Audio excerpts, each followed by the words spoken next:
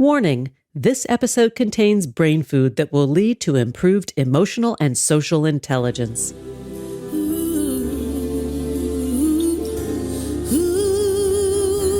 Thanks for tuning in to Harvesting Happiness today for a healthy serving of consciously prepared brain food. This is Lisa Cypers Kamen, your host. For more than 13 years, I've been handcrafting these sound ideas for better well-being. Each week, I love spotlighting diverse thinkers and doers who are contemporary trendsetters and change agents, devoting their lives to creating a better world in which to live. I invite you to listen up and change the way you think about human happiness. Our award-winning content is fresh, optimistic, and purpose-driven media that promotes well-being from the inside out. Alrighty then, let's dive in. This episode offers psychosocial education designed to inspire and motivate our listeners. The information provided does not constitute a therapeutic relationship nor a substitute for professional mental health care. If you are experiencing a mental health crisis, call 911, go to your nearest emergency room, or for listeners in the United States, text 988 for the National Suicide and Crisis Lifeline. Good morning, good afternoon, and good evening, wherever you are. Thanks for joining me on today's show, where we will be talking about putting off procrastination, overcoming the art of delay. My guest today is Dr. Patricia Zurita Ona, also known as Dr. Z. She is a psychologist licensed in California and has authored 6 books, conducted workshops internationally and domestically, and runs a boutique coaching and therapy practice specializing in acceptance and commitment therapy for anxiety-based struggles. A key component to Dr. Z's work centers around how we can get unstuck from worries, fears, anxieties, perfectionism, procrastination, and any other form of fear-based reactions so we can all live more meaningful, fulfilling, and purposeful lives. In 2019, Dr. Z was nominated as a fellow of the Association of Contextual Behavioral Sciences, known as the ACBS, for her contributions to the dissemination of acceptance and commitment therapy skills for particular unworkable behavioral patterns. She is the author of Acceptance and Commitment Skills for Perfectionism and High Achieving Behaviors. But I'm lucky to have her in the house to talk about one behavior in particular that just gets under my skin, and that is procrastination. Thank you, Patricia. Thanks for joining me today. Thank you so much for having me, and I'm thrilled to have a chance to chat with you. Me too. Let's define procrastination, and I would love for you to define it in the context of the larger picture, because although I'm kind of focused on this one little area, it is very highly correlated to other behaviors and other high anxiety experiences. Yeah, thank you for asking that question. I think it's a great starting point for our conversation. I would like to start by clarifying that procrastination is not a matter of being lazy, has nothing to do with laziness. Procrastinating behaviors, postponing behaviors are a matter of skills deficits. A person dealing with procrastinating behaviors doesn't know how to set effective goals, doesn't know how to manage all the discomfort that comes associated with a task or a project, doesn't know how to manage all the thoughts that show up in their mind as they are thinking about initiating a task. And sometimes they don't know how to manage those tasks that are related to areas they are not interested in, when there is a disconnection between the things that matter to them, their personal values, and the task that they're supposed to do. So procrastination, it's about intentionally avoiding, postponing, delaying different types of projects, tasks, or conversations, not because a person is lazy, but because they struggle or they don't know how to manage the psychological processes that push them to avoid a situation. Interesting. So is it that there are challenges with executive functions in certain areas? Are there blind spots? I mean, I know of a lot of super bright, super effective, super powerful people that operate in many domains really well. And then in other domains, the procrastination is so high, they become paralyzed. Yeah. One of some people have studied the coexistence of ADHD and procrastinating behaviors. So I think there's a lot to say around that. On my case, because my expertise, what I can tell you also is that I think that behind procrastinating behaviors and perfectionistic behaviors, they are both driven by the fear of failure. I think that is the core psychological process that when a person experiences an intense fear of failing, being a failure, or they hold on to rules about how things supposed to be, how their performance supposed to be, they are going to engage in behaviors that we call perfectionist, like trying to get things right and perfectly, working harder and harder, or they are going to engage in more different forms of avoidance, like postponing, delaying. So I think certainly the intersection of ADHD or other types of neurocognitive struggles have been studied in association with procrastination. In my case, I have worked with many clients that are struggling with both procrastination and perfectionism together, driven by the sense of failure. That is incredible. I mean, and that is a lot to unpack for somebody who might be experiencing success in so many areas of their lives. And then they've got sort of the uncomfortable door that they don't want to go through, and so they just avoid it altogether. And then the problem exacerbates, right? It has a snowball effect. That's right. There is a cycle that gets maintained, right? Let's say that as you invite me to this podcast, I start getting anxious and my mind told me things are not going to go well. I am going to make a fool of myself. I shouldn't have this conversation. And basically, I could avoid and tell you, Lisa, we need to reschedule this, or we need to cancel this, or I got sick, or I may go into over preparing. I may prepare for this podcast interview 3 months in advance, and I may try to listen to every single episode you have put out there. I may try to anticipate all the questions you may have for me. So you may have both this fear of failure can lead people to engage in behavioral excesses, over preparing, working harder and harder, or behavioral deficits, avoiding, postponing, delaying, canceling. Which creates to the people closest to that person a lot of frustration, anger, disappointment. However, having said that, once one recognizes that it is a wiring issue and it's not, like you said, a laziness issue, there's a little bit more space in there, a little bit more generosity, but it still doesn't solve the problem when you want to say, let's just get on with it. Let's complete the task. Yeah. No, absolutely. Lisa, every time we engage in these behaviors to manage the sense of failure, whether we do things a lot or we don't do them, we're perpetuating the cycle, right? The cycle of avoidance. And a lot of messages in social media sometimes minimize this by posting things like, just do it, like the Nike approach, just do it, get it done, break the task into small pieces.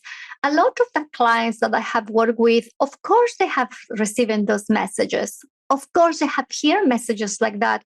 The challenge is that we are simplifying something that requires micro skills to manage all the different types of discomfort that they experience in their skin. It's not just about making a larger project into small chunks.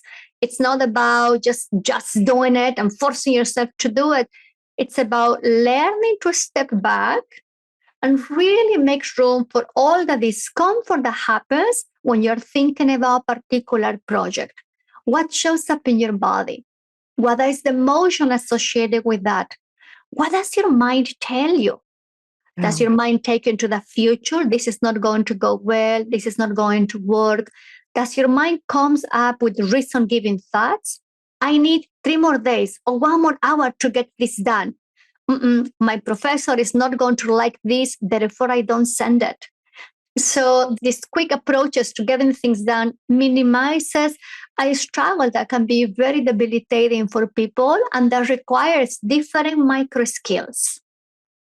I see this more and more. What about helping people to understand that embedded in life experience for all of us, whether we practice the art of delay or not, failure will happen. Like it's an inevitability. Failure will happen to us at some point. Mm-hmm. Is this part of how you work with procrastination and help people build up a tolerance to the risk of going out and doing something differently? I mean, how does one motivate a procrastinator, an artful delayer? An artful delayer. I love that. I love it. It's a much more compassionate way of describing this. Because they're good at it. They've developed the artisanry over a period of time. Yes. I love the question. And as you were asking this question, I was nodding my head and pausing.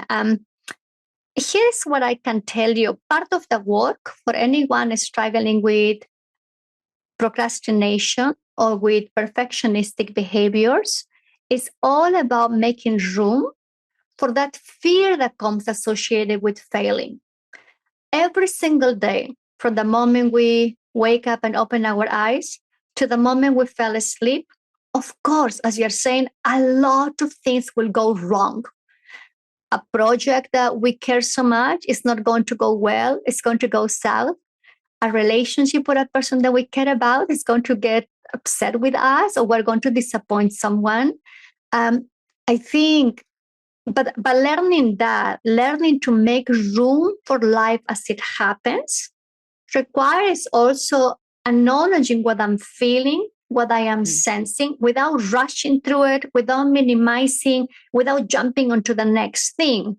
So in order to learn to make room for life happens and terrible things happen to all of us every day, it's all about, once again, building the muscle of what we call acceptance and opening up to the feelings that come to all those moments when things go south. We're going to need to take a break in a minute, but I just want to ask you one more thing about building up acceptance within ourselves. Is that related to self-forgiveness, self-compassion, removing judgment? I mean, what are the elements that allow us to have more acceptance in our lives? Mm-hmm. Within acceptance and commitment therapy, which is the frame that I use to practice this, I think of anyone struggling with the fear of failure, struggling with 4 core psychological processes. One, they are very attached to the sense of self defined by successes, failures, and accomplishments.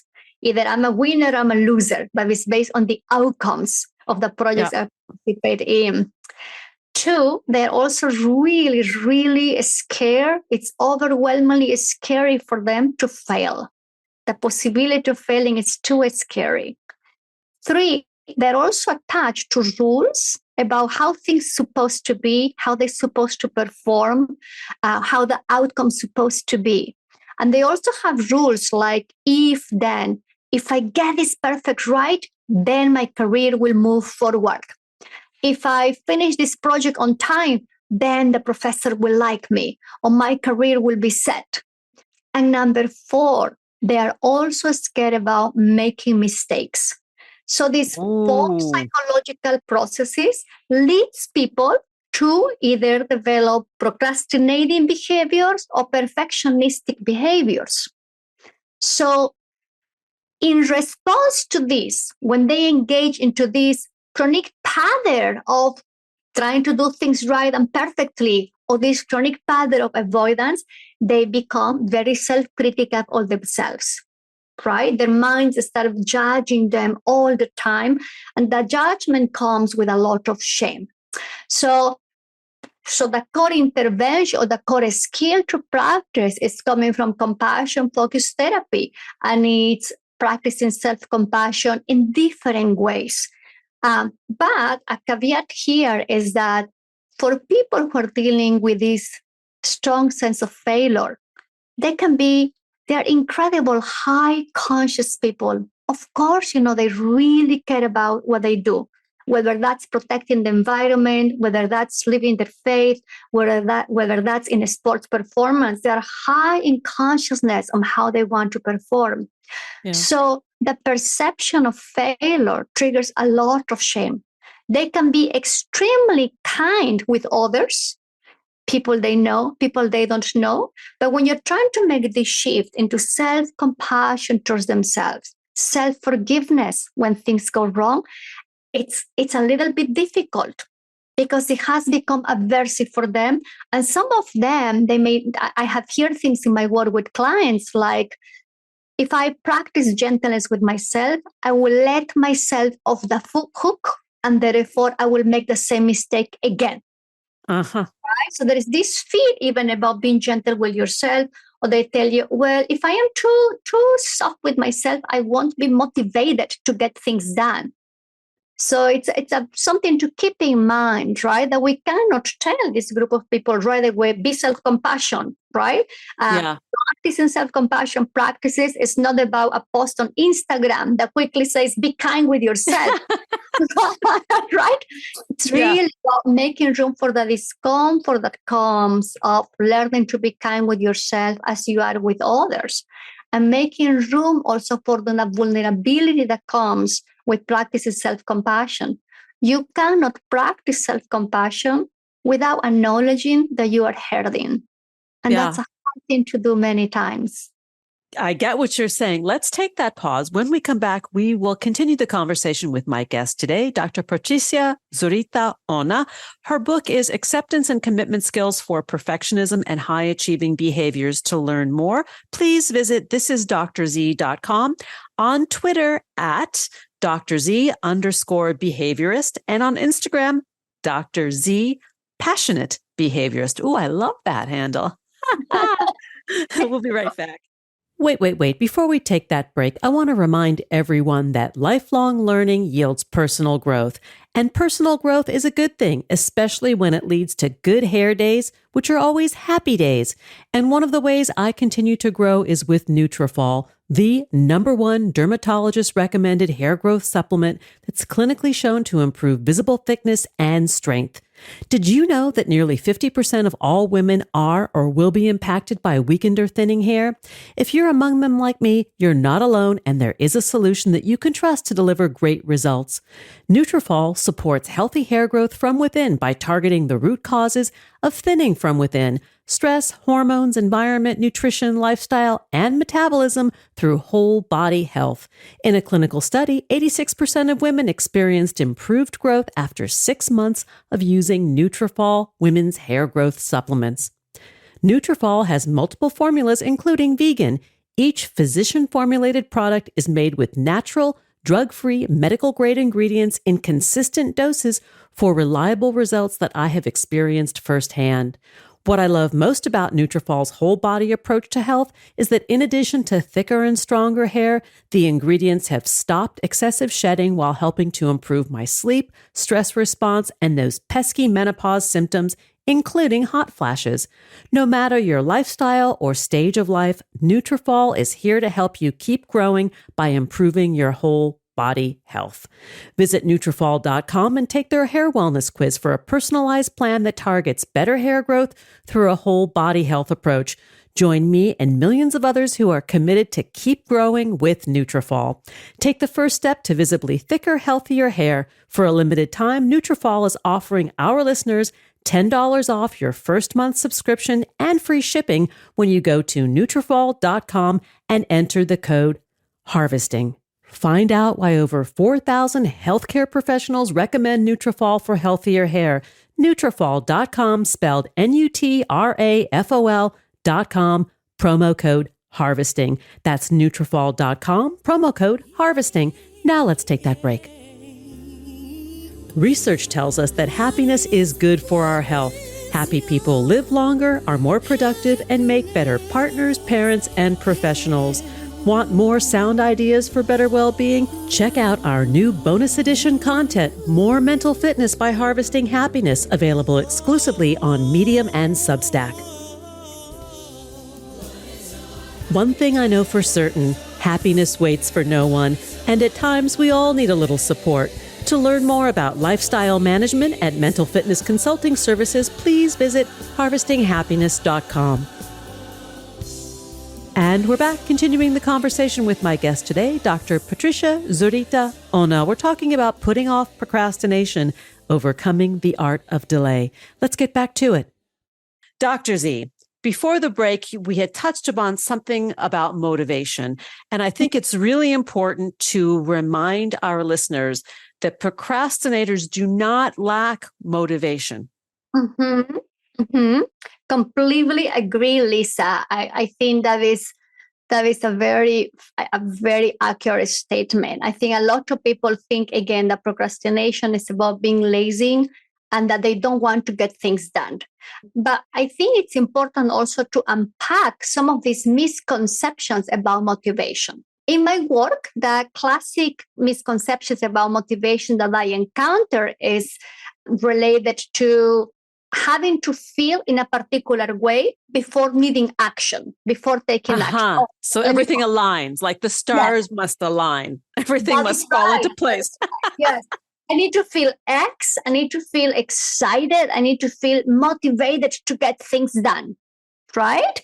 Or another misconception is that you have to feel confident about what you're going to do. If you don't feel confident, then maybe you shouldn't even start the project.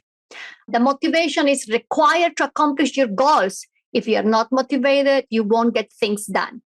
Another misconception is that motivation is a personality trait, whether you have it or not.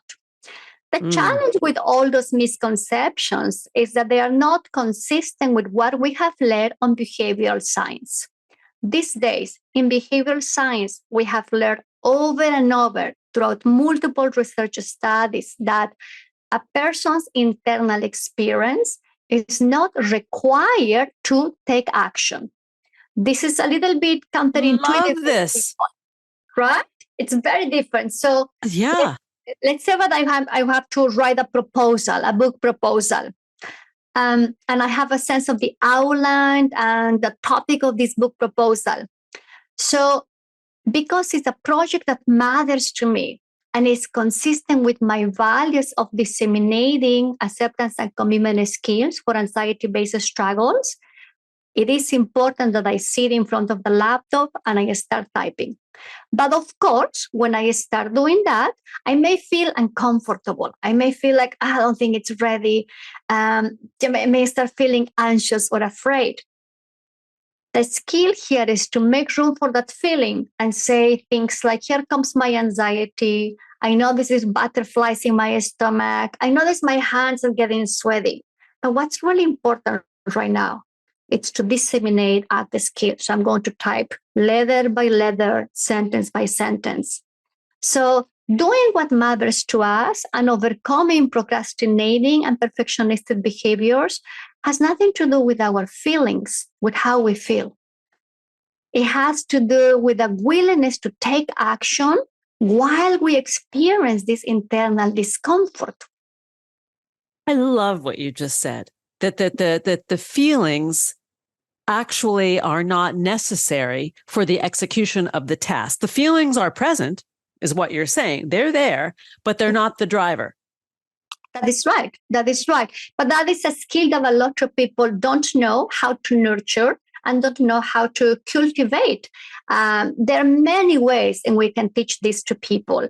But the take-home message here is that to do what is important to you, to break the cycle of procrastination and perfectionistic behaviors, has nothing to do with your feelings. It has to do with showing up as it matters to you as a human being. It has to do with choosing a values-based behavior in the service of living the life and building the life you want to live. Yeah. I want to ask you a question about when the list becomes so long, you know, the undone list becomes so long that you just, not you, one just sparks out you come to a place of paralysis. Yes. What does one do to help shake it up? Because you need something to break the cycle. That's right. And that is also, I think, a very common struggle, that the more that people postpone tasks, the list keeps growing, right? Here is what I can tell our listeners, and this is something I coach my clients on how to do it. We'll do an inventory of all the things they have been avoiding, whether that's paying taxes, making phone calls, sending an email, doing the laundry, completing a project. We go over each one of these tasks. And then we write next to each other in which way that task is going to be consistent with who they want to be in the world or not. What's the value that comes with a task? Right? If you have to write a paper, you have to pay a taxes. Why is that important? In which way that is going to help you to be who you want to be? Because it's not about, I think, again, I am not relating to the approach of just getting things done and using apps and using, your calendar, optimizing your time. I'm looking at linking our behaviors with our values. I think that what you have just said is absolutely eye-opening. That when we can attach the task to our values and how we want to be in the world, the motivation changes, right? Because we then step into being that person that we want to be. That's right. And the thing that we have found also in research is that every time we do something that is consistent with our values, that behavior by itself becomes reinforcing for us. Yeah, it's a reward. Yes, it's a reward. It's a very intrinsic reward, right? We do the things that matter to us because they feel good. We feel good about ourselves. So we want to do it more and more. But if you try to do things that matter to you with a hope that you will be happy, bubbly, and you will be less anxious and less stressed, that is not helpful either, because living our values is not stress-free. It's again about making room for the discomfort that comes. Yeah. And still choosing to do what is important. Now, if I can add this a little bit, many times we're doing this inventory of the things that my clients are avoiding, and then we look at how they are related to their values or not, why they are important. And there are some things that are really not important to them, right? They say, I just don't care about this. And you're right. I think they are right. In life, sometimes there are things that are not consistent with our values. So I talk about instrumental tasks that we all have to do, right? Like doing the laundry, doing the dishes. The adulting. The adulting, exactly. The adulting, right? So what we do then is we choose, let's say this week in the next 7 days, what is the value and the area of your life you're going to focus on, and what are instrumental tasks that you're going to do. This is not about doing everything at once, but notice the conversation is not about, okay, your schedule is open from 10 to 12. What are you going to do then? It's not about that. It's about take a look to all these areas of your life that matter to you. Which ones do you want to focus on this week? 2 or 3 areas maximum, and sometimes even 1 area. And we write the behaviors consistent with that. So the question again is about which value are you willing to embrace in your life the next 7 days? And then we ask also, what are the instrumental tasks that you're willing to do on the service of moving forward in life, even though your mind tells you that you shouldn't waste time taking care of this task? And we schedule that. And of course, when we are scheduling this, we anticipate potential blocks and obstacles. And then my clients may say, I am going to feel really overwhelmed the moment that I have to work on my taxes, right? I thought you were going there with the taxes. Nobody likes it. It's true that, I suffer with that every year. Me too. I hate it. And then we try to postpone it many times, like, oh, tomorrow, because it's painful. Extension. Extension, exactly. What we practice is at times when some tasks are going to be very overwhelming for clients, we practice visualization of completing the task. No visualization of the task being done, no visualization of the ideal outcome, visualization of the steps, the right? action. Sit down, I need to fill out this form, I'm going to make in this call, because visually, mentally rehearsing the steps that you need to take will help you to make room to the discomfort that comes. You are preparing yourself again to accept and open up to those uncomfortable feelings. And then as you are executing the task, right, you may have a feeling or you may have a thought. You can notice and name them. Here comes the don't do it, doctor. Or here comes that let it go, don't do anything. So you can those thoughts, right? You can practice what we call diffusion skills in acceptance and commitment therapy. I have one last question and then we are out of time, but I want you to come back because I do think your work is so valuable for our listeners to understand and apply to their own lives and relationships. And my question has to do with outsourcing support. When we are a practitioner of the art of delay, is it valuable at times to, within making the inventory, to also understand where it's better to outsource support for certain tasks? It's cheaper, faster, and probably a better outcome. That's a great question. And I will tell you why. Because thinking again that procrastinating behaviors and perfectionistic behaviors are driven by the fear of failure, these intense fears of being a failure and making mistakes and rules about how things are supposed to be, how it's supposed to behave. An outcome of that is also that people struggle making decisions and delegating because you are concerned that other people may not do it as well. They don't know the topic. They won't get it.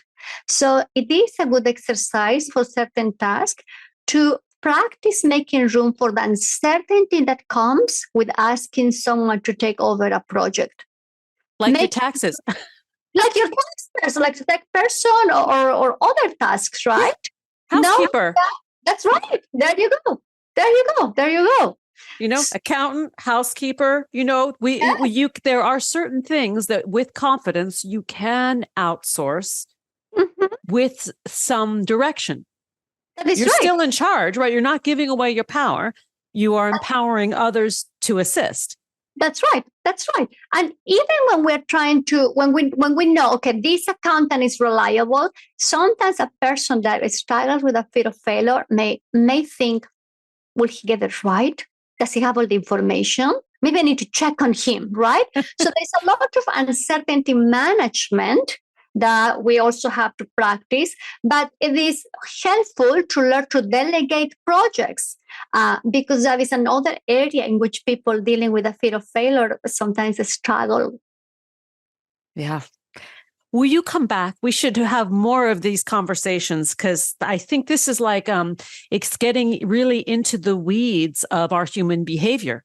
And so many of us either procrastinate or love a procrastinator or no procrastinators. Yes. That it's really helpful to understand the wiring behind the behavior, right? Because it's very different than what many people think it is. That is true. It will be an honor, of course, to chat with you again about these topics. I think, as we were saying at the beginning, today in the States, 40 million of people are struggling with anxiety. And anxiety can come in the form of fears of public speaking, productivity anxiety, procrastination, perfectionism.